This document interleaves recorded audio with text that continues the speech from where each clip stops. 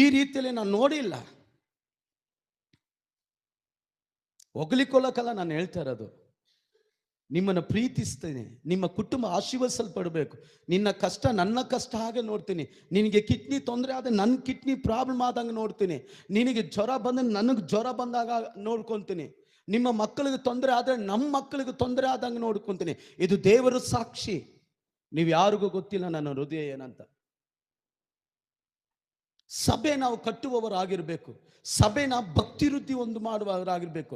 ಪೌಲನ್ ಹೇಳ್ತಾರೆ, 10,000 ಮಾತು ನೀನು ಮಾತಾಡಿ ಪ್ರಯೋಜನ ಇಲ್ಲ ಅಂದ ಏನು ಯೂಸು? ಭಕ್ತಿಯುಳ್ಳ ಮಾತು 2 ಮಾತು ಮಾತಾಡ. ನೀವು ಮಾದರಿ ಮುಂದೆವರಿಗೆ, ಯವನಸ್ಥರಿಗೆ, ಹೊಸಬರಿಗೆ, ಈ ರೀತಿ ನಡ್ಕೊಳ್ರಯ್ಯ.